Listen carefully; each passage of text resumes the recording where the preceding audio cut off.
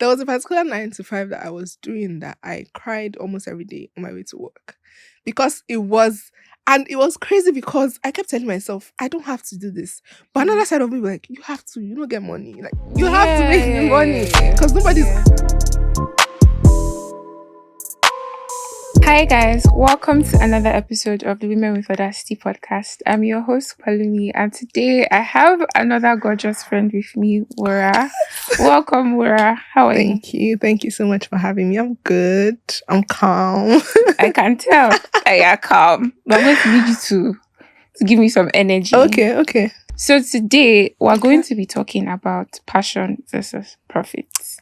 Excited! Like, I'm so okay. Yeah. Let me calm down. No. Tell me. So, I mean, it's something that I have always thought about, right? Mm-hmm. And I just enjoy talking about. So, yeah, that's why I said that's good. And I chose you in particular because, disclaimer, we haven't known each other that long. Yeah. But the vibe is there. And from everything that we've talked about, I can tell that you're a very passionate and creative person. Yeah. And the journey to like chasing your dreams as you are doing now, which you would tell. So before we go deep into the conversation, what do you do? Do you want to tell people where you're at now? Okay, and what I do? Yeah. So I am a video content creator, a fashion model, an actor, and I'm currently in a film school. So yeah. So how is that going, by the way? Film school. Stressful and not stressful, like good stressful. Yeah, it's stressful that I am okay with because it's something that I enjoy doing. So I'm learning to do something I enjoy doing well. So yeah, it's a good kind of stressful. That makes sense. Yeah. So when was the first time? Were you about to say something? Yes. So another thing that I like to say that I do is that I enjoy life. So I'm here for it. Part of the soft life crew. I don't like stress. It's perfect. I'm here for it. Yeah. So when was the first time that you realized what you wanted to do career-wise? First time, I would say 300 level. Okay. So growing up, I had always been the type of person to listen to what other people thought about me career-wise, especially. Yeah. So I would always find myself asking, what should I do? So quick backstory. In my secondary school, I studied science, not because I was in science department, not because I wanted to, but because my teacher said my brain would waste in arts or commercial. I don't get what's the teacher that created your brain? Me being someone that always listened to what other people thought, I just decided to go with it. I was like, okay, science, what do I want to study? Medicine. So I got to Babcock and I couldn't get into medicine because it was full. So the next best course was public health also. And then I studied public health. So by 300 level, I started creating on Instagram on my story. And I would just realize that people would always say, oh, you can take a picture of the slides and make it look fine and make it look engaging. Like this is something that I would normally I wasn't really thinking about it. I would just take pictures of stuff and just creatively write on it. And then people would be like, oh, I love the way you do this. And I'm like, So I took my iPhone 6, by the way, at that time. And then I created a YouTube channel. And just... You have a YouTube channel? Yeah, I do. Why am I hearing this for the first time? So the thing is, YouTube is like a scary place. Instagram is more comfortable. Like, I feel like people Instagram you can ease into it, but YouTube is like everybody's frowning. Nobody's smiling. Yeah, it takes a lot to build your community. So I discovered then that I enjoy talking to the camera and just like making videos and I saw it as a way to express myself. Yeah. And I realized that people enjoyed it. So it was like, I'm killing a bird with two stones. I'm making you laugh. I'm making you happy. And I'm doing what I love. Acting, I had always known growing up that I wanted to act. Interesting. Right? I joined my primary school's drama team. So I knew that I had it in me. And now realizing that I also loved camera. Being in front and behind. Before you go, I'm sorry, you guys should watch Introducing the Kudus. My friend has a very sweet cameo. So please go and watch it. Thank you. 21st of April, guys. Cinemas, So I realized that and then I decided to pursue acting and content creating. Yeah. Now, why I'm in school is I realized that I have been limiting myself a lot when it comes to media. Right? Thinking I can only do acting or I can only be in front of the camera. I just want to learn more about the behind, like everything that, because Behind it's the a whole, scenes. a whole lot of work and art that goes on behind, that I want to also be part of that. So yeah, that's why I'm in school. Yeah. So that's how I discovered my love. Yeah, but you also worked a 9 to 5. Yes, I worked a bit of, not even just one. So I have worked in travel, events, and production. So 9 to 5 is crazy. But how did you feel knowing that there was something that you, not even just one thing, from everything that you said, there were like a lot of creative things that you were passionate about and that you wanted to do. How did you feel in your 9 to 5 knowing that you had all of those things that you wanted to do, but you couldn't do them in the moment? Okay. So I don't know if I want to say this, but there was a particular 9 to 5 that I was doing that I cried almost every day on my way to work, because it was crazy, because I kept telling myself, I don't have to do this. But another side of me was like, you have to, you don't get money. Like, you have to make the money. Because nobody's, my father is not rich. My friends are not rich. I'm not rich. Do you get? So I had to sit myself down and say, I'm going to do this for this period of time. Yeah. Even if it hurts right now, I know that I'm saving towards something. So I got money I sponsored myself to a film school, nothing popular, but just at least to have the basic knowledge.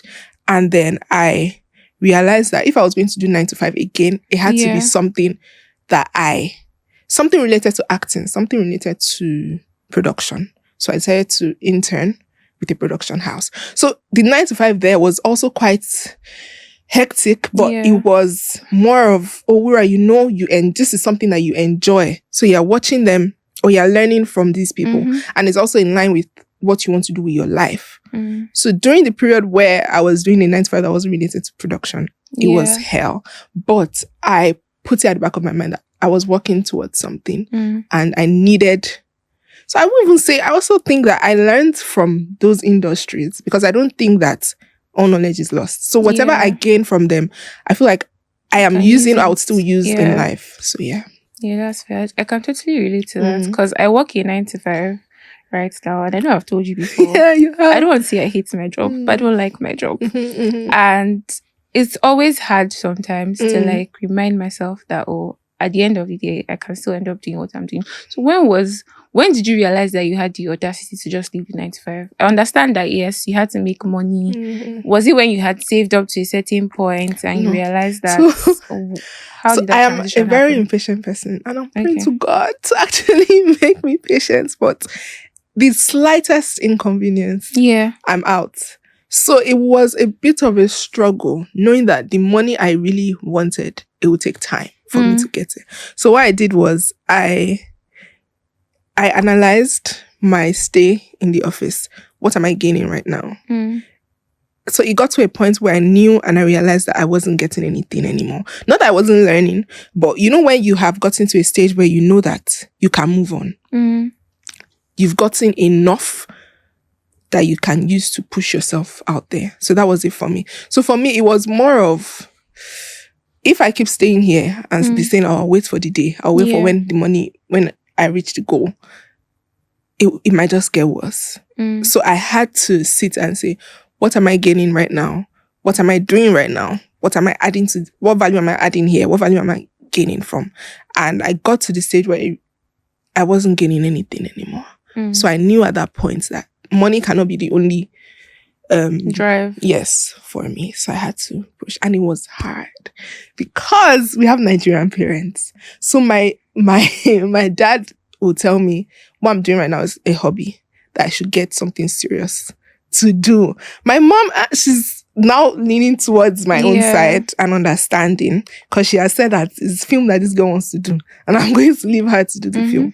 But my dad is still trying to understand why exactly I'm pursuing something that, in his own sense, will not bring me the money, or will not bring me the security. Yes. So yeah. So I'm assuming that obviously, like, transitioning from going to your 9 to 5, where you knew what you wanted to do, into now being in that space. I'm assuming that there were some insecurities that might have popped up that you had to like calm or had to like walk through. What are some of those insecurities? I feel like it was mostly financial insecurity, because when at the end of every month you have something coming in, and then you're moving to So fashion modeling for me is like one of my craziest. There are times when I don't get any calls. There are times when I reach out to brands and it's zero. So during that phase, during that period, it was tough for me because I realized that money wasn't going to be coming in at the end of the month, and I had to look for other sources of income. So that the financial insecurity was something that I faced, and how I won't even say I fully overcame. I think what helped me was I don't even know how to say this, but I know that I took it easy on myself, and I realized that there were minus family, obviously family helped, but minus family, there were times when I had to sit stuff out, and then I had to do jobs that lie I'm not supposed to do for this amount of money, but because I was in such a tight spot then, I wanted to go for auditions. Nobody would say, oh, I'll take you there, I'll bring you back, or all of that. So I had to do jobs for money that I know that normally I wouldn't collect. So that's how I scaled through. Yeah. So are there any women in the industry, or should I say industries, that you're like kind of like trying things out in now that inspire you? Yes. For a film, there's Funke Akindele, there's Kemi Adetiba, there's Bisola Ayola. Yeah, I think those 3 top women. Then for fashion, I feel like content creating, I look up to Dodos. Dodos does beautiful content. Then Dima Ume also, and this thing called fashion is also, so those 3. Yeah, that's like a good list of women, a very solid list. But I want to go back to before you started like actively living out your dreams, which I would say you are doing now. Am I? You are now, because listen. Well, on the path. Yeah, because it takes a lot of audacity, no pun intended. It takes a lot of like intention to go after. Because there are people like me now that still have a lot I want to do, but the confidence to just do it. And I'm sure I'm not the only like girl or like young woman or even just woman that feels like that. So for me, I would say that I am so blessed to always want to do right by myself. So I feel like I have lived the life of asking other people, or depending on what other people think or thought. Yeah. That I just had to tell myself that this is my life, and not only God and me get seat or get power for this life. So I had to tell myself that if I'm going in this line and if I'm chasing this thing, it's all on me. I would ask for advice, but I won't use that to necessarily carve out what I want for myself. So I think that most people will ask me, oh, how have you been doing it? Money, chasing, like following your passion. Can't be easy. It cannot be easy. And it's not even, let me not lie to you, that there's that, me and cry, me and tears. I like this. Yeah, but I feel like right now, I would say it's a lot easier than when I started. So right now, it's more like there's a balance, right, between the people that said, oh, you shouldn't do this, you should do, and me that said, no, like, this is what I want to do, and this is where I'm going to go. So I feel like it takes audacity, definitely. But at the same time, it takes you doing what you want to do and pushing yourself in the line that you want to go. Yeah, that's very well put, actually. And I can tell that what you do like excites you. Because even as you're telling me that there are some bits that are like not so easy, you still speak with like a lot of excitement and intentionality. And I love that. So another question that I have for you: how has pursuing like your passions and, you know, your ambitions affected some of the relationships in your life? You talked about like your parents and, you know, your dad thinking like, okay, this is a what hobby. is this girl doing? Why are you trying to like turn it into something else? It's even still on my next to do masters, but that's another story for another day. Relationships in my life. So with my parents, I feel with my mom, we're kind of closer now because my film, I think let me make film. The film I featured in that's coming out in April, end of April. She has been almost every single time we have a conversation, she's always like, I can't wait to follow you to the premiere. And I'm like, see this woman, that's, if it was like 3 years ago that you told her, oh, she's acting, she's like, why are you doing that? But I feel now she's more open to it. That's one relationship. Yeah. Then, my sisters, I also feel like one of them kind of does the same thing content-wise. So I feel like it has actually, thinking about it actually brought us a lot closer, because we now talk about, because we talk about things, we share things in common. So it's mostly, we're going to shoot together, we're going to create together. So yeah. Then friendships, I wouldn't say closer, I wouldn't say farther. I think just right. It didn't really affect my friendships, although they supported me a lot. So I have 2 very close friends, went to school together. So they had always known from 300 when I finally now said, oh, I want to focus on this. This is the line. I had always wished that I studied mass comm, but it's cool, it's calm. I feel like every single thing that I did, public health. Okay. So every single thing that I did actually brought me here. So I'm not even bothered. So they actually also pushed me and supported me. And yeah, so relationship, but that's sexual relationships. Not sexual, though. Not romantic. Sexual. Okay, sorry, the wrong choice of will word. kill me. Wrong sexual, choice. romantic in that line. Sure. Okay, yeah. So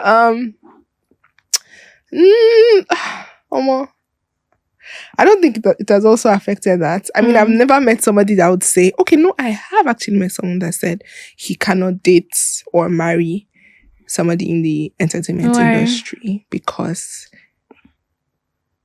I think he gave a reason in the sense that he can't be seeing his babe kiss another man. And I'm like, but you know, that's it's not all about reason that he gave you. That he has trust issues, that he would not be okay with me traveling around a lot, or with me being on set most of the time, that people are gonna never have time for their families. And another thing is, I feel like the industry has actually kind of made me want to marry or date somebody else in the industry, because I feel like we would understand each other better. I don't know. So, I hear a lot of interviews where like a lot of actors and actresses say that. Because I feel like it's like talking to your colleague. Yeah. So it's more like there are things that you don't even have to say. They already understand, rather than somebody that's on your neck. Oh, I didn't think it was this way. They understand. They've been there, or they are there. So, yeah.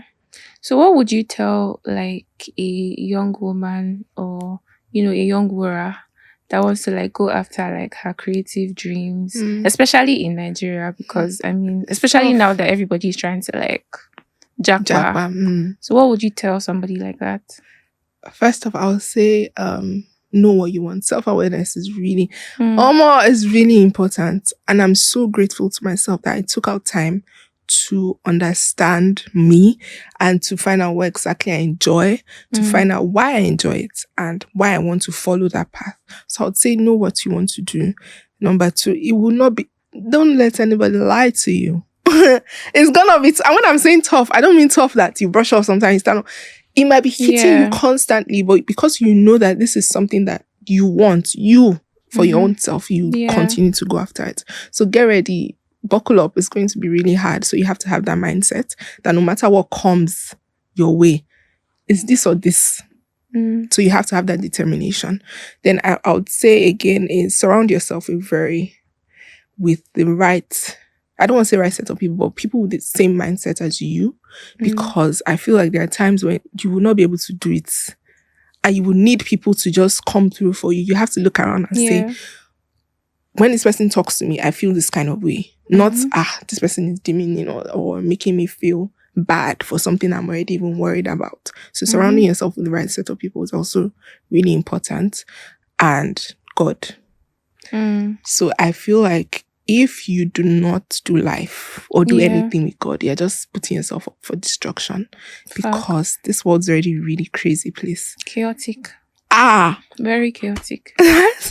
So you have to, like, he brings peace and he brings clarity. So that's also really important. Then last but not the least is it's okay to take no for an answer. Because I feel like in the industry, a lot of people are me, in addition, I've always been so scared to hear, even a lot from fashion brands, to hear no. But I realized that when they even say the no, it pushes me. So it's like, you say no today, next tomorrow you can say yes. So it pushes me in the right direction. Instead of sitting around and saying, let me not try, they might say no. So try. No is the worst thing that can be said to you. You move on, you push. So yeah. That's just it. One day I want to be able to say the thing that you said, because I've had conversations with people where I would say I want to do something or something didn't work out, I got rejected or something, and they will be like, okay, but it's not the worst that can happen. Like they said no, you move on. And I feel like a lot of people struggle to like take no for an answer and even say no as well, because I feel like one important thing for anybody that is like trying to go down the path that you're going through, whether it's like pursuing your dreams or whatever, you'll be offered a lot of things at some point, and out of desperation you could easily say yes to a lot of like rubbish. So you need to learn to stand your ground. So I feel like aside taking no for an answer, it's also important to know when to say no when to say yes. And not just jump at any opportunity that comes your way. So one more thing, I also feel like in the industry a lot of people don't research because we just go with what I think I know or what they've told me. So doing your own research is also really important. So. Yeah, that's true. Because I mean, we're in the age of social media, so it's whatever has been shown to us that we tend to believe. So that's very. You are dropping a lot of gems, for somebody that was quite, nervous. You've actually dropped a lot of gems. Why are you exposing me? That's my job as your friend. But yeah, I'm so glad we had this conversation. Thank you for There's something that I like to do with my guests. Okay. I give them a piece of paper and a pen, and I tell them to write words of encouragement to the next guest, next woman. So you don't know who she is. Yeah. But I want you to write out something. Somebody has written something to you as well, and I'm going to read it out to you. Read it out. Oh, yes. I thought I was going to read it. Okay, but it's fine. Okay. I'm sure it's going to be sweet. I have sweet friends. So, I mean... A word of encouragement. A word of encouragement. Okay.